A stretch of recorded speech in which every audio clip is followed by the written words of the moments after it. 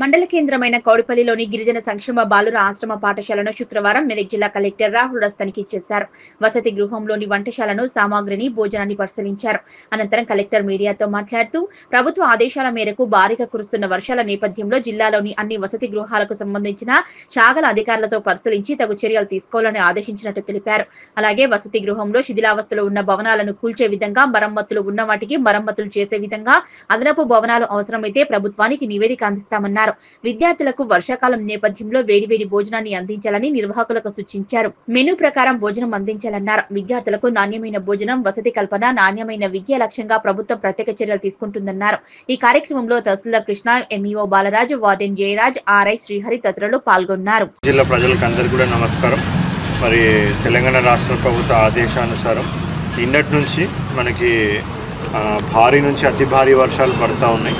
మరి ఒకవేళ వర్షాలు ఎక్కువ పడ్డట్టయితే కూడా కొన్ని ప్లేస్లో ఒకవేళ పాత బిల్డింగ్లు ఏమైనా ఉంటే కూడా అవి మనకి కూలిపోయే ప్రమాదం ఉంటుంది. కాబట్టి అన్నీ మన జిల్లా వ్యాప్తంగా ఉన్న అన్ని రెసిడెన్షియల్ స్కూల్స్, గురుకులాలు, మళ్ళీ తర్వాత హాస్టల్స్, కేజీబీవీలు, ఇవన్నీ కూడా రెసిడెన్షియల్ ఇన్స్టిట్యూషన్స్ అన్నీ కూడా మొత్తము ప్రభుత్వం ఇంజనీరింగ్ వింగ్స్తోని సో అన్నీ కూడా ఇన్స్పెక్షన్ చేయమని ఆదేశాలు ఇవ్వడం జరిగింది. మరి దానికి అనుగుణంగా నిన్నటి నుంచి కూడా మన జిల్లా వ్యాప్తంగా ఇంజనీరింగ్ డిపార్ట్మెంట్స్, సో పిఆర్ కానివ్వండి, ఇరిగేషన్ కానివ్వండి, ఈడబ్ల్యూఐడిసి వాళ్ళు సో అన్నీ కూడా బిల్డింగ్స్ ఇన్స్పెక్షన్ చేస్తూ ఉన్నారు.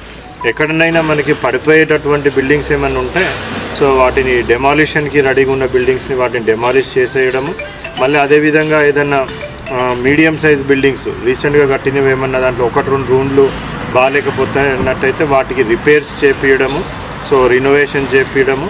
అదేవిధంగా ఏమైనా టాయిలెట్స్ కూడా పడిపోయే సిచ్యువేషన్లో బాగాలేకపోతే వాళ్ళకి రిపేర్స్ ఏమైనా ఉంటే అవి కూడా చేపించడము. సో ఎక్కడైనా విద్యార్థులకు అపాయంగా ఉన్నట్టయితే వాళ్ళని సేఫ్ ఇన్స్టిట్యూట్కి తరలించడం. సో ఇటువంటి కార్యక్రమాలు అన్నీ కూడా చేపడుతూ ఉన్నాం. మళ్ళీ ఆల్రెడీ పాత బిల్డింగ్ ఒకటి ఉంది, బట్ అది ప్రస్తుతానికైతే వాళ్ళు యూజ్ చేస్తలేరు. సో ఆల్రెడీ కొత్త బిల్డింగ్లకి షిఫ్ట్ అయిపోయినారు. ఆ పాత బిల్డింగ్ కూడా దేనికి పనికి రాకుండా ఉంది కాబట్టి తొందరలోనే మరి దాన్ని కూడా డెమాలిషన్ చేసి తీసేయడం జరుగుతుంది. మళ్ళీ ఏమైనా అడిషనల్ రూమ్స్ అవి ఏమైనా కావాలంటే కూడా ప్రభుత్వానికి నివేదిక పంపించడం జరుగుతుంది. సో దానికి అనుగుణంగా తదితర చర్య కూడా తీసుకోవడం జరుగుతుంది. అదేవిధంగా మనకి మెన్యూ మీద సో ఈ వర్షాకాలం కాబట్టి వేడివేడి భోజనం అందరు కూడా పెట్టాల్సిన అవసరం ఉంది. మరి ఇప్పుడు ఇక్కడ భోజనం పరిశీలిస్తే కూడా మంచిగా మెన్యూ ప్రకారంగా వేడివేడి అన్నము, కూరలు అన్నీ కూడా ఆల్రెడీ తయారు చేయడం జరిగింది. సో ఇదే విధంగా అన్ని రెసిడెన్షియల్ ఇన్స్టిట్యూషన్స్లో కూడా మెన్యూ ప్రకారంగా భోజనము పెట్టడం జరుగుతూ ఉంది. మరి దాన్ని కూడా మండల్ స్పెషల్ ఆఫీసర్స్ ర్యాండమ్గా సర్ప్రైజ్ విజిట్స్ చేసి కూడా అవన్నీ కూడా వాళ్ళు చెక్ చేస్తూ ఉన్నారు.